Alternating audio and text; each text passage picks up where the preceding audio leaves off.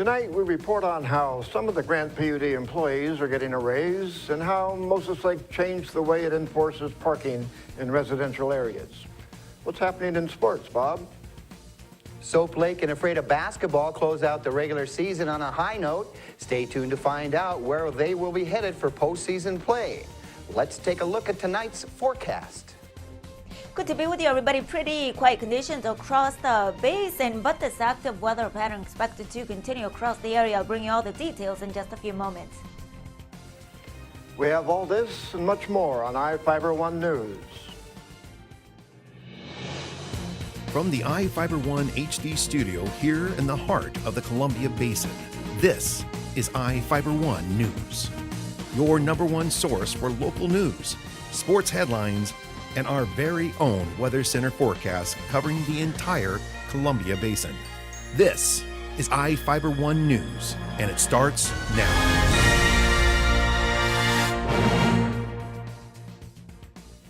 The Grant County PUD commissioners agreed to give some workers a salary increase. Public Affairs spokesman Tom Stredwick said some non-union workers are receiving up to a 3% increase based on their work performance.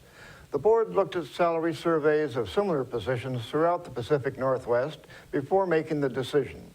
They also agreed that to stay competitive, they need to pay staff competitive wages. Moses Lake is changing how it enforces parking regulations in its residential neighborhoods. A majority of the city council agreed to switch the method the city uses in hopes it will stop people from repeatedly violating its residential vehicle storage code. The city code requires residents to park their vehicles on an improved parking surface, such as concrete, asphalt, or brick.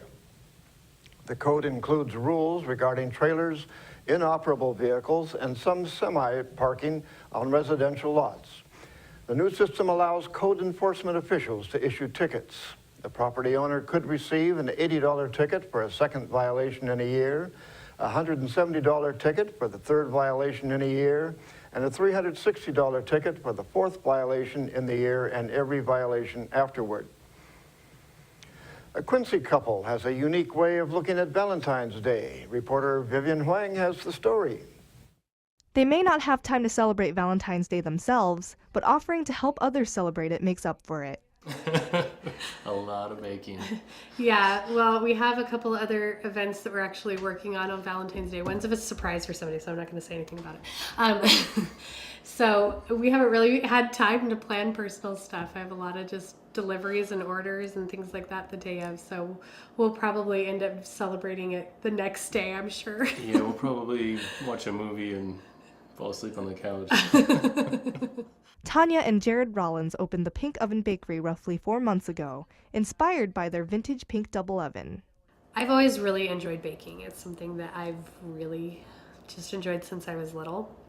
And Jared's always really liked to cook and things like that too. So, and I've done a lot of different things for friends and family and stuff through the years, and just the last year kind of playing around with the idea of maybe doing it as a business. So cupcakes make people happy, which is fun to have a business that does that. They are offering a Valentine's special of 4 special edition cupcakes with a bottle of sparkling cider for $15. Delivery is included in the Quincy and Ephrata areas. To order a special, visit thepinkovenbakery.com or call 509-289-0752. For iFIBER 1 News, this is Vivian Huang. Thank you, Vivian. Quincy is likely to get a new police station this year. The city has $3 million in its budget to build a roughly 8,000 square foot building south of City Hall. Mayor Jim Hembry said the new building is part of a larger facilities plan stemming from an influx of tax revenue generated by the construction of the data centers. The city plans to demolish the old fire station and a house it previously purchased to use as a site for the new police station. Hembry said the police department needs more space, pointing out it has grown since the City Hall was built in the 1950s. Each of the people you see here has warrants for their arrest and is wanted by various law enforcement agencies. If you see any of these people, the Department of Corrections asks that you do not attempt to detain or apprehend them, but to call police. You can also call the Department of Corrections at 509-764-6180 during the day or 509-762-1160 after 5 p.m. We'll be right back after this.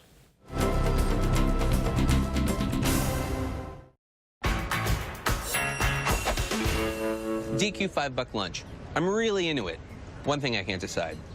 Is it chicken strips, fries, and a drink with a free sundae, or do you get a sundae with free chicken strips, fries, and a drink? Trick question. Both answers are correct. Exactly, Sam. It's Fanonomics. Entree, fries, drink, plus a sundae. The $5 lunch, only at your DQ. This is fan food, not fast food. If it's metal, we buy it at J&K Recycling, from junk cars to farm equipment and everything in between. We are looking to buy industrial and construction equipment, iron and steel, copper, brass, or aluminum. We buy scrap metal of any kind. We can come to you to clean up your junk so you don't have to. Give J&K Recycling a call today. Remember, if it's metal, we buy it. Hello everybody, good to be with you. I'm Ceci Gutierrez with your local weather report from the One News Weather Center. This segment is brought to you by your Bud Clary Toyota dealer. Toyota, let's go places. Quick look at your headlines across the area, and unfortunately active weather does continue across the region, not necessarily across the basin but throughout the area, inland northwest, and we are expecting for the overnight to see a slight chance for rain well into this Thursday. But in the meantime, minor flooding across extreme eastern portions of Washington and some areas along the Idaho Panhandle, but overall where there is poor drainage, you can expect that minor flooding. Mountain snow and valley mixed precipitation is expected, and also an all-rain event. Here's what we've seen during the past 24 hours across Ephrata. Temperatures maxed out around 50 and the low 35. Slight precipitation accumulation in the Sunset 517. And across Moses Lake, the high registered at around 53 and the low 36 at Sunset 520. Quick peek right outside your door. Dry conditions with partly to mostly clear skies. Temperatures in the upper 30s. That wind out of the southwest at 11 miles per hour.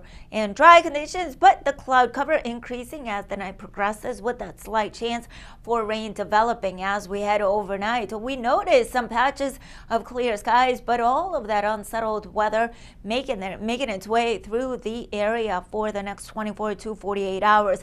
Heavy rains will continue to impact along the area valleys and along the basin as well. We could be seeing some unsettled weather even to next week, with more active weather making its way into the area. Quick look at the conditions for this Thursday afternoon. Most unsettled to the northwest and along the border with Canada, with heavy rains and also that mountain snow across that region. Pretty dry and a slight chance for rain cannot be ruled out from Yakima to Ponderay. And as we zoom in across the basin, we are anticipating pretty dry conditions with partly to mostly clear skies at some moments, and also these temperatures around the mid to lower 40s. Let's recap and take a quick look once again for this Thursday. Mid 40s. These temperatures are pretty nice. A cooler air mass begins to filter into place as we head into the weekend. And if you notice, Monday into Tuesday, more storms developing and pushing through the area, bringing some more precipitation in the form of rain, with temperatures around the lower 40s. This segment brought to you by your Bud Clary Toyota dealer. Toyota, let's go places. We'll be right back with sports.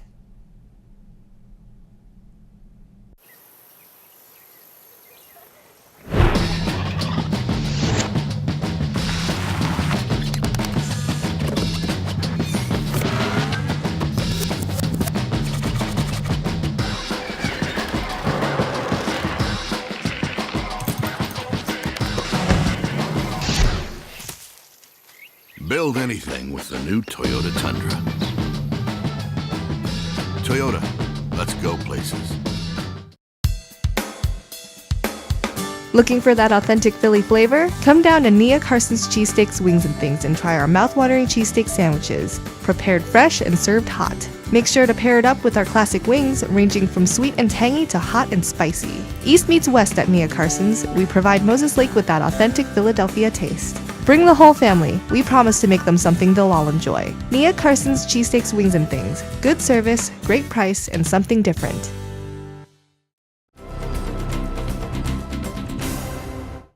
Welcome back. I'm Bob Kirkpatrick with today's local sports. It was a big night for Soap Lake basketball Tuesday. The Lady Eagles flew past the Columbia Basin Secondary School Phoenix 61-14 at home in the first game of the night. Soap Lake jumped up top 21-4 early and led 37-7 at the half. The win moves the Eagles into a tie with league leader Moses Lake Christian Academy in the Central Washington 1B South Conference. Soap Lake will finish no lower than the number 2 seed for the district tournament and could be the number 1 seed if the Academy drops its game to Wilson Creek tonight. If the Eagles end up as the top seed, they will have a first-round bye. If they finish as the number 2 seed, Soap Lake will play a first-round loser-out game in Bridgeport February 18th. The 9-0 Soap Lake boys capped off an undefeated league season in the Central Washington 1B South Conference with an 89-25 win over the Phoenix. Bo Nielsen, who seemed to knock down every shot he put up, finished the game with a game-high 23 points in only 3 quarters of play. The secondary school started out the contest at full strength, but lost its 2 bigs in 6'5'7" Stephen Dines, who went down with a knee injury, and 6'7" Dan Seeloff, who's been battling the flu in the first 5 minutes of the game. The Eagles close out the season at home with a non-league game against Riverside Christian Saturday. Soap Lake has nailed down the number 1 seed from the South Conference for the upcoming District 6 1B tournament. The Eagles have a first-round bye and will match up with the North's number 1 seed in the championship game. That will be played at Ephrata High School February the 20th. The game is scheduled to tip off at 7 p.m. The Ephrata Tigers took both games at home against Wapato to close out the regular season last night. Kendall Sage continued her torrid shooting touch with 26 points to lead the Lady Tigers to a 77-22 win. It was her 4th game in a row with 20 points or more. Ephrata led 19-10 at the end of the first quarter and was up 43-13 at the break. The team finished 4th in the CUAC standings and is the number 4 seed for the district tournament. The Tigers will play Sela in a first-round loser-out game Saturday at 7 p.m. at Sunnyside High School. Gunnar Blankenship scored 20 points in the boys' 62-52 win over the Wolves in the second game of the evening. Ephrata went scoreless in the first 4 minutes of the contest, but heated up over the next 12 to take a 27-22 lead at the half. The Tigers finished the regular season with 14 wins and 4 losses and are the number 2 seed for the district tournament. The Tigers earned a first-round bye and will host the winner of Friday's game between East and West Valley in Ephrata Monday night. The game is scheduled for a 7 p.m. start. Well, be sure and tune in tomorrow night for iFIBER 1 Sports live coverage of Moses Lake Christian Academy basketball. The action gets started at 6. That's it for sports. We'll be right back after this. At Moses Lake Community Health Center, we have had the privilege to serve the local community since 1978. What I like about working at this clinic more than any other clinic that I've worked at is the patient care. With the patient care team that we've assembled, it allows us to take care of as many facets of the patient and their family's needs. Please take the opportunity to experience the high-quality care provided at our clinics. Did you know that Little Chiefs Childcare is expanding their Juniper Street location? This great new place across from Moses Lake Clinic is designed just for preschool and school-aged children. For over 8 years, Little Chiefs kids like me have found the love and attention every child needs to be healthy and happy. The grown-ups there have gone to college, so they know how to make sure kids from 1 month to 12 years old have a great place to learn and play. Come join our growing Little Chiefs tribe.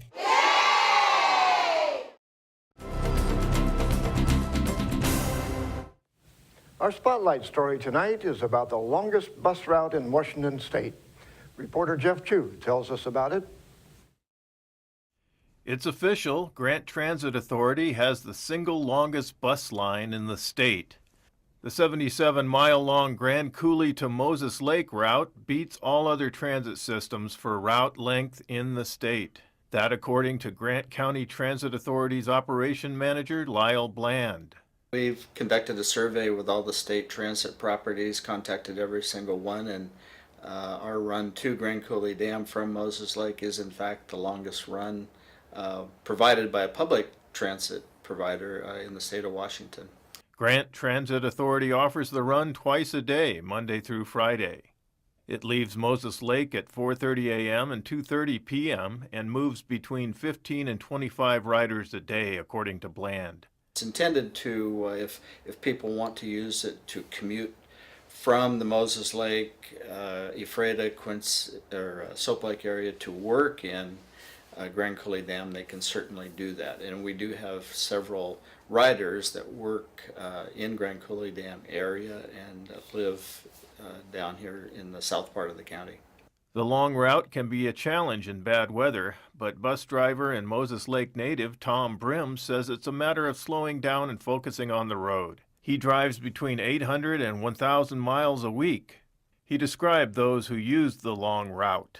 People from all walks of life. There's people that work for the Bureau of Reclamation that work at the dam in Grand Coulee.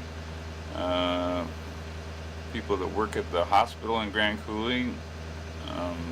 High school students. College students will come back into town and go to college out here at Big Bend. Brim said he likes to drive the route. The scenery is really, really outstanding. I've seen some gorgeous sunrises and sunsets, all kinds of wildlife from deer, coyotes, eagles. Brim has survived some tough driving conditions along the route. When winter's coming to an end and spring's kicking in, it'll freeze up at night and thaw during the day, so you'll have rocks in the road. The snow will melt over the edge of the cliffs, and there's these huge waterfalls that freeze. And in the spring, they'll start thawing. So one morning I came around the corner, it must have been about 6:30. I was up about maybe 15 miles from Grand Coulee, and there was these huge pieces of ice in the road, big as basketballs. Bland said distance between cities in Grant County is the main reason Grant Transit's 27 drivers and 25 buses travel so far. We annually exceed 1 million miles a year. I'm Jeff Chu for iFIBER 1 News. We will be right back after this.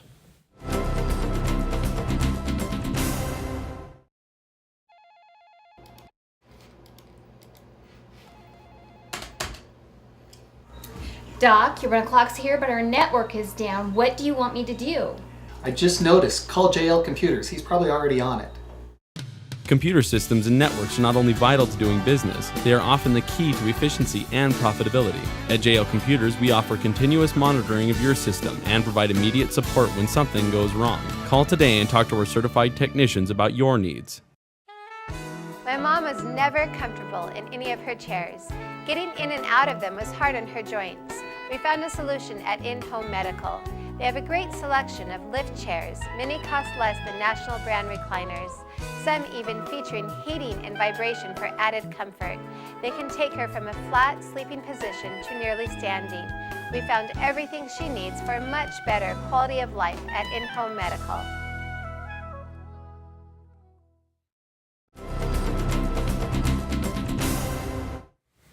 In Northwest news, scientists in Seattle made a big discovery yesterday. See that long curved object in the dirt? Paleontologists say it's a tusk from a woolly mammoth. Before going extinct thousands of years ago, woolly mammoths could be found from Siberia to North America. A construction crew first unearthed the tusk in South Lake Union and called experts from the Burke Museum for a closer look. Scientists are confident the tusk came from a mammoth that lived during the Ice Age. The governor made a surprise announcement to stop using the death penalty. Governor Jay Inslee's suspension of capital punishment is only temporary. Civil rights activists are cheering, but some prosecutors and families of crime victims take a different view. King 5's Elisa Hahn reports. Washington state has put 78 people to death since 1904, but it will stop while Governor Inslee is in office. The state's chief executive cites a flawed system. The use of the death penalty in this state is unequally applied, sometimes dependent on the size of the county's budget involved where the crime occurred. We broke out a bottle of champagne. Civil rights groups see it as a big victory. People get the death penalty more likely depending on where they live and how much money they have. One of the most lengthy and expensive death penalty cases is the Carnation murder case, where a family was killed Christmas Eve. 6 years and $7 million later, it hasn't even gone to trial. I want to ask him why he did that. Now the woman who lost her daughter and grandchildren wonders how the governor's actions will impact her family. I would like him to think about how he would feel if somebody took his grandchildren and shot him in the head on Christmas Eve. King County Prosecutor Dan Satterberg says Inslee's decision is likely to cause more delay, expense, and uncertainty. A moratorium alone will not resolve the issues raised by the governor. Pierce County Prosecutor Mark Lindquist believes this will have limited impact. Death penalty cases will proceed forward with the understanding that there will be no executions on Governor Inslee's watch. That's his call. That's going to do it for us here at iFIBER 1 News. We want to thank you for watching, and we'll see you again tomorrow.